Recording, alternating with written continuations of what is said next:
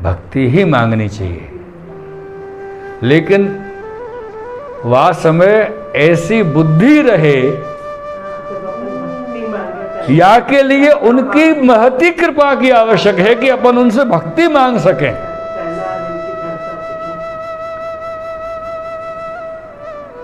ऐसी बुद्धि वास्तव में अपनी बनी रहे, ऐसी भी अपन को उनसे विनती करनी है कि हम भगवान के सन्मुख भगवान की भक्ति मांग सकें। तो भक्ति को ही प्रारूप यहां कुंती जी ने मांगा। क्यों कि कुंती जी कहती है कि विपदा संतु ना सस्वद, हे भगवान विपत्ति दीजिए। तो भगवान कहते हैं क्यों, आज तक तो किसी भक्त ने हमसे विपत्ति मांगी ही नहीं, आप क्यों मांग रहे हो। सभी भक्त कुछ ना कुछ अच्छा ही मांगते हैं। तो कुंती कहती हैं हे गोविंद मैं आपको जानती हूं। तो बोले क्या जानते हैं बुआ जी आप। बोले पहली बात तो ये जो बुआ भतीजे का संबंध खत्म करो। ये बुआ भतीजे के चक्कर में आप डाल करके मुझको फंसाना चाह रहे हो। मैं जानूं आप मेरे कोई भतीजे नहीं हो, आप तो पूर्ण पुरुषोत्तम हो। ये बुआ भतीजे की बात करोगे और मुझको भ्रमित कर जाओगे और जो मैं मांग रही हूं वो नहीं दे के जाओगे। तो बोले ये बताओ आप चाहती क्यों हैं विपत्ति। तो बोले हे गोविंद हम जब जब विपत्तियों में रहे तब तब आपका साथ रहा, और आज जब हमको राज्य सुख मिल गया है तो आप हमको छोड़ के जा रहे हैं, इसलिए विपत्ति मांगी। अपन बढ़िया चल रहे हैं, कहीं गाने बजाने में बैठे हैं, झूम रहे हैं, आनंद आ रहा है? गाने चल रहे हैं बढ़िया बढ़िया, और कितने भी अच्छे गाने क्यों ना चल रहे हो, मौज वाले, वो मौज वाले गाने के बीच में काश अपन को ठोकर लग जाए तो हे भगवान, वह ठोकर कितनों भी बढ़िया गानों आपको लग रहे हो लेकिन बीच में ठोकर लगे तो हे भगवान याद आवे। क्योंकि संकट आयो ना, विपत्ति आई, ठोकर लगी तो भगवान की याद आई कि सुख के माथे सिल पड़े, सुख के माथे सिल जानो ना, पत्थर को जो सिल होवे जब चटनी और सब वस्तु बनाई जावे, सिलवट्टा। सुख के माथे सिल पड़े जो नाम ही ऐसो जाए। जब व्यक्ति ज्यादा सुखी होवे ना, वो ज्यादा सुखी व्यक्ति हो और बहुत ही श्री वल्लभ के ठाकुर जी के कृपा पात्र हों जो श्री ठाकुर जी के नजदीक में सेवा में रह पावे। बाकी तो व्यक्ति ज्यादा सुखी जब हो जावे आर्थिक व्यवस्था में तो सबसे पहले भगवत सेवा ही वासों दूरी बने। सुख के माथे सिल पड़े जो नाम ही ऐसो जाए, बलिहारी वा दुख की पल पल नाम रटाए।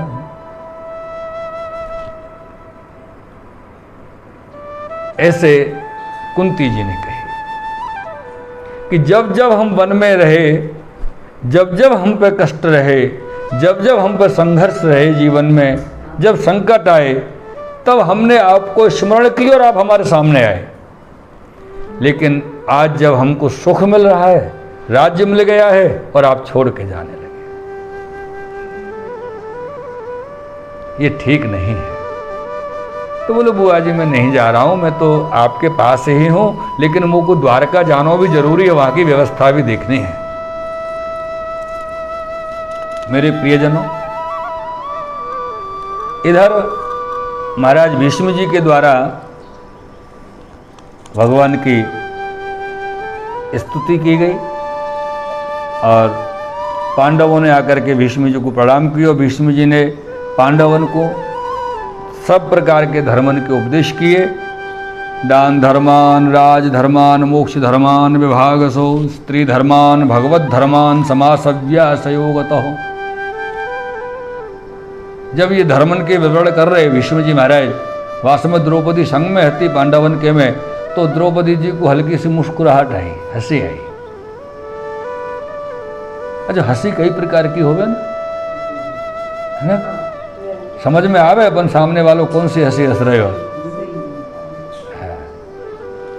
भीष्म जी की समझ में भी आए कि द्रौपदी जी कौन सी वाली हंसी हंस रही हैं, क्योंकि आज द्रौपदी जी के मन में विचार ये आया कि महाराज आज बड़े धर्म याद आ रहे हैं, उस दिन ये सब धर्म कहाँ गए थे जब आपके सामने मेरी साड़ी खींची जा रही थी। तो उपहास वाला हंसी जो थी द्रौपदी जी के मुख पर आई, तब भगवान वो श्री भीष्म जी महाराज ने कहा कि बेटा उस दिन दुर्योधन के अन्न का कण रक्त मेरे भीतर था, इसलिए मेरी बुद्धि वैसी थी। आज वो सारा रक्त मेरे शरीर से जा चुका है, निकल चुका है। आज मेरी बुद्धि एकदम निर्मल और पवित्र है, इसलिए मैं ये सब धर्मों की बात कर रहा हूं। जानता तब भी था लेकिन बोल नहीं पाया, क्योंकि जिसका और जैसा अन्न आप ग्रहण करते हैं उसके विरोध में आप बोल नहीं सकते, और उसके जैसा ही आप बोलेंगे। जैसो खाएगो अन्न वैसो होएगो मन। मेरे प्रियजनों, भगवान द्वारका पधारे हैं। द्वारका में भगवान का भव्य स्वागत हुआ। सब द्वारकावासियों ने भगवान का खूब स्वागत किया और कहा कि हे भगवान, आपके द्वारका पुनः पधारने से हम सनाथ हो गए। आप जब द्वारका में नहीं विराज रहे थे तो हम अपने आप को अनाथ महसूस कर रहे थे कि हमारे द्वारकाधीश हमारे पास नहीं है। इधर परीक्षित जी महाराज का जन्म हुआ। जब परीक्षित जी महाराज का जन्म हुआ है, जन्म के बाद बालक को जब सभा में लाया गया तो परीक्षित जी चारों तरफ ऐसे ऐसे करके देख रहे हैं। किसी की कुछ समझ में नहीं आ रहा है, बालक देख क्या रहा है, अभी तो उसका जन्म हुआ है, किसको ढूंढ रहा है। लेकिन परीक्षित जी वो देख रहे थे जो उनको वहाँ दिखाई नहीं दे रहे थे, क्योंकि कितने महीनों से गर्भ में जो साथ में थे, चतुर्भुज रूपधारी द्वारकाधीश अब बाहर दिखाई नहीं दे रहे हैं। बाहर तो और ही और लोग हैं, मानो बालक परीक्षा कर रहा हो, इसलिए उनका नाम परीक्षित रखा गया।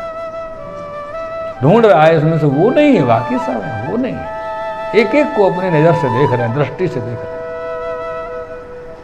श्री युधिष्ठिर जी महाराज ने ब्राह्मणों को बुलवाया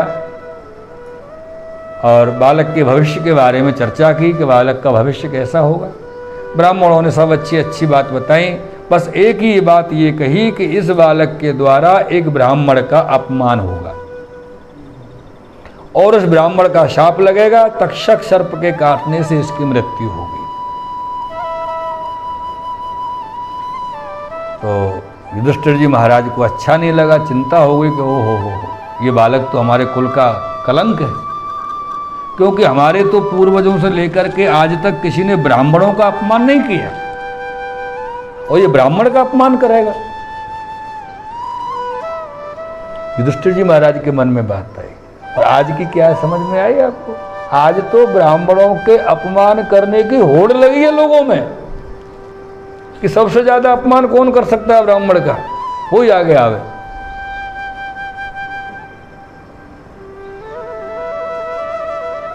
क्योंकि सब लोग आज देख रहे हैं, आने वाले कल को नहीं देख पा रहे हैं किसका परिणाम क्या होगा। तो ब्राह्मणों ने कहा महाराज चिंता न करें, आपके इस बालक को ब्राह्मण के साप लगने से बाद में श्री सुखदेव जी महाराज के द्वारा भगवान की लीला श्रीमद् भागवत जी कथा सुनाएंगे सुखदेव जी महाराज, और भागवत जी कथा के श्रवण से इनकी मुक्ति होगी तक्षक के काटने से पूर्व। कारण क्या था कि जिस व्यक्ति की मृत्यु सर्प के काटने से होती है उस व्यक्ति का मोक्ष नहीं होता, मुक्ति नहीं होती है। वो ऐसे बेचारा जीवात्मा भटकता रहता है जिनकी अकाल मृत्यु होती है। कोई छत से गिर के मर जाए, कोई एक्सीडेंट में मर जावे, कोई जल में डूब के मर जावे, कोई सर्प काट लेवे, तो ऐसे जीव की मुक्ति नहीं हो पाती है क्योंकि उसकी अकाल मृत्यु हुई है, समय की मृत्यु नहीं है। तो बोले इनको सुखदेव जी भागवत श्रवण कराएंगे, याली इनकी मुक्ति होगी, आप चिंता ना करें, निश्चिंत हो जाएं। तो युधिष्ठिर जी ने कहा चलो ठीक है। धीरे धीरे परीक्षित जी बड़े हुए। कुछ समय पश्चात में अर्जुन द्वारका मिलने गए भगवान से। उधर भगवान ने अपनी लीला को समेट लिया था। द्वारका में भगवान स्वधाम पधारे, और भगवान जब स्वधाम पधारे हैं, अर्जुन वहां से वापस आए। रास्ते में मार्ग में जो भील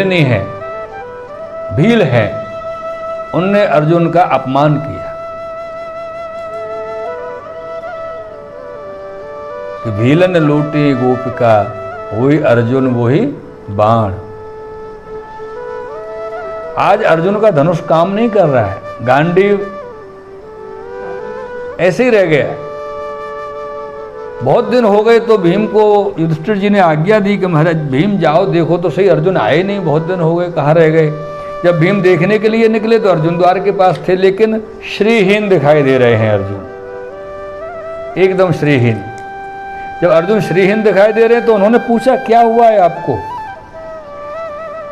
आपका तेज कहाँ गया। तो बोले भैया क्या बताऊं, जब मैं मार्ग में लौट रहा था तो भीलों ने मेरा बहुत अपमान किया। तो बोले गांडीवधारी अर्जुन का अपमान भीलों ने किया, भीलों में इतनी सामर्थ्य आई, गांडीव कहाँ था। तो बोले भैया जिनकी शक्ति गांडीव में थी वो इस भूतल को छोड़ के चले गए, तो गांडीव की शक्ति भी चली गई। अब गांडीव भी एक साधारण धनुष रह गया है, कोई विशेषता इसके अंदर नहीं है। तब युधिष्ठिर जी को लगा कि जब द्वारकाधीश इस भूतल पर नहीं रहे, अब हमारा यहाँ रहना उचित नहीं है, हमको भी ये भूतल को, इस लोक को छोड़ देना चाहिए। उस समय पर वो सभी परीक्षित जी को राज्य तिलक करके पांचों पांडव और श्री द्रौपदी जी सब वन के लिए निकले हैं, हिमालय पर गए हैं। वहाँ जा करके एक एक करके सब ने अपने देह को छोड़ दिया। सबके लास्ट में युधिष्ठिर जी महाराज देह जो है अपने लोक को प्रवेश किया है, देह छूटा है। इस प्रकार से परीक्षित जी महाराज का राज तिलक और राजकाज प्रारंभ हुआ। जब ये राज करने लगे हैं तो राज करते करते एक दिन ये वन में निकले।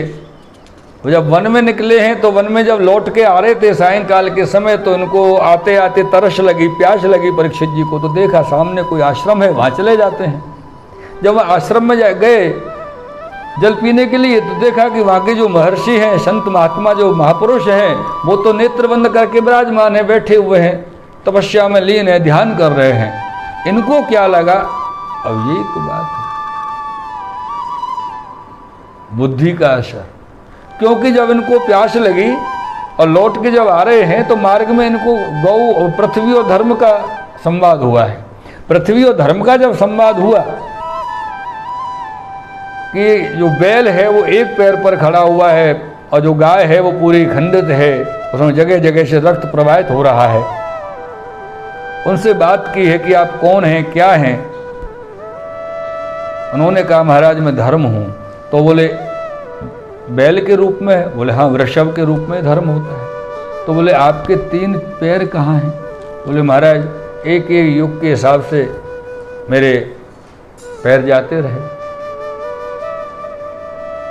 अब ये कौन सा है? तो बोले एक चरण है जिस पर मैं खड़ा हुआ हूं इस कलयुग में, और वो है दया,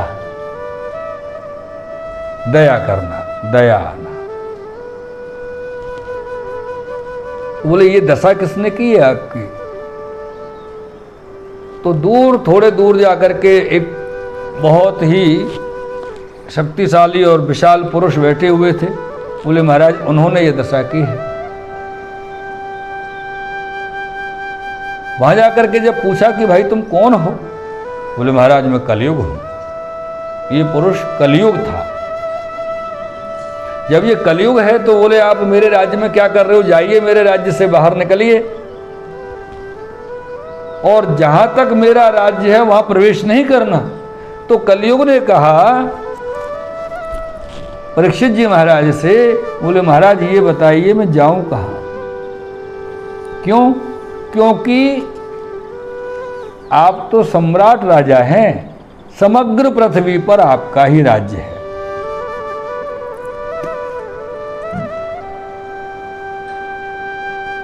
कहां जाऊं? सूर्य उगता आपके राज्य में है और अस्त भी आपके ही राज्य में होता है, तो मेरे लिए तो कोई स्थान ही नहीं। महाराज, मैं आपके चरण में पड़ा हुआ हूं, आपके दया का पात्र हूं, मुझ पर दया कीजिए, कोई ऐसा स्थान दे दो जहां मैं शांति से रह लूंगा। अव्यर्थितस्तदा तस्मै स्थानाने कलये ददौ द्यूतम पानम स्त्रिय सोना यत्रा धर्मश्चतुर्विधः। 4 स्थान परीक्षित जी ने कलयुग को दे दिए। मांगे थे एक, कोई एक स्थान दे दो रहने के लिए, और दिए कितने? द्यूतम पानम स्त्रिय सूना यत्रा धर्मश्चतुर्विधो पुनश्च याचमानाय जात रूपम अदात प्रभु ततो नृतम मदम कामम रजो वैरम च पंचमम। द्यूत पहला स्थान था, द्यूत। हाँ, जहां पर द्यूत क्रीड़ा होती हो अर्थात जुआ खेला जाता हो, वहां कलयुग का निवास। तो मदिरा पान जहां जिस जगह पर किया जाता है, जहां मदिरा पान होता है, उस स्थान पर कलयुग का निवास होता है। स्त्रिय सोना,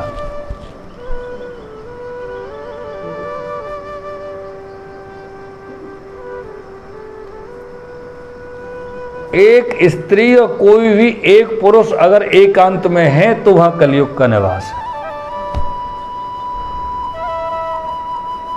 फिर चाहे वो कोई भी है।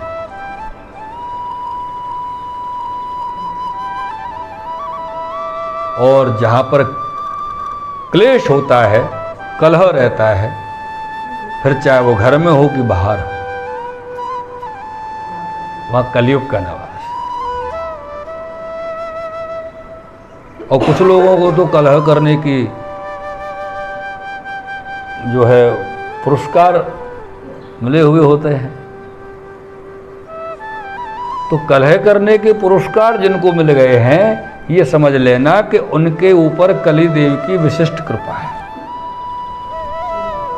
हाँ, विशिष्ट कृपा कलयुग की है, क्योंकि दिन भर समय भर जब भी उनको समय मिलेगा तब कलह करने का अभिप्राय हो गया कि बुद्धि में, हमारे दिमाग में, हमारे मस्तक में, हमारी बुद्धि में कुछ क्षण के लिए भी भगवत स्मरण नहीं हो सकता।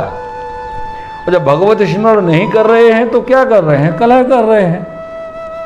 ये अनेक प्रकार की वासनाओं में चित्त जा रहा है, तो वहां क्या है? कलयुग का निवास।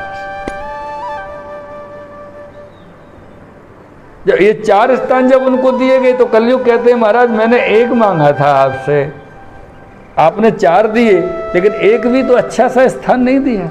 कोई अच्छा सा स्थान दे तो एक और कोई दे।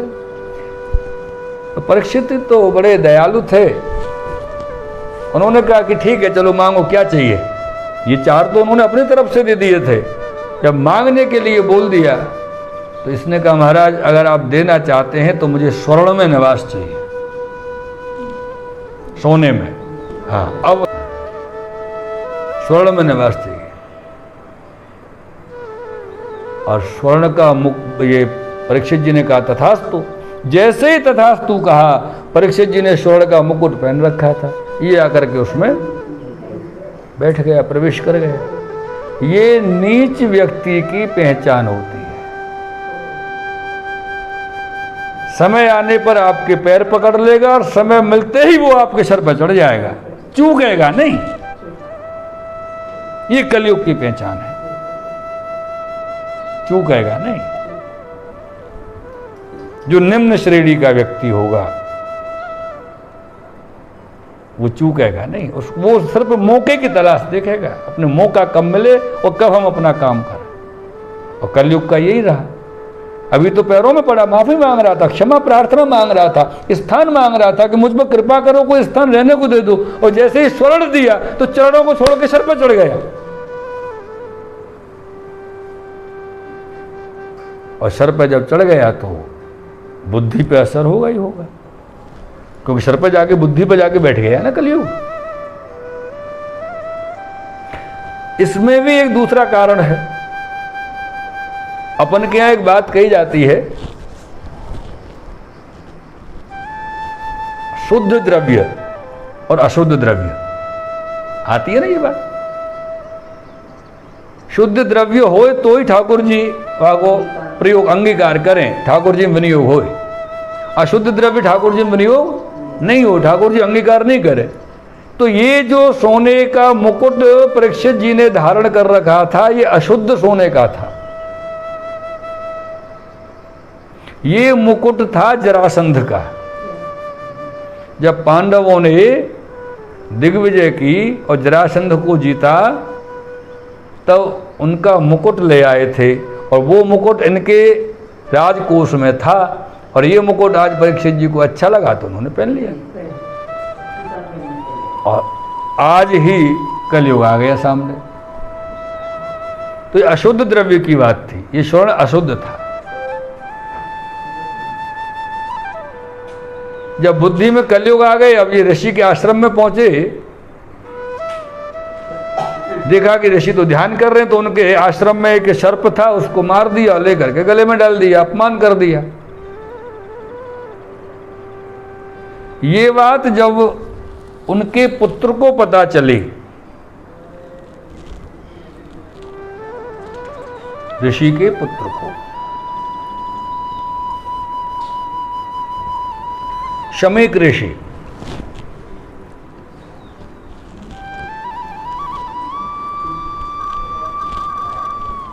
जब इनको पता चली, पता कैसे चली कि पिताजी तो आश्रम में ध्यान कर रहे थे, इनके पुत्र छोटे बालक थे और अन्य ऋषियों के पुत्रों के साथ खेल रहे थे अलग दूर नदी में किनारे पे, तट पे। दूसरे किसी बालक ने जाके बता दिया कि आपके पिताजी का तो उस राजा ने ऐसे अपमान किया है।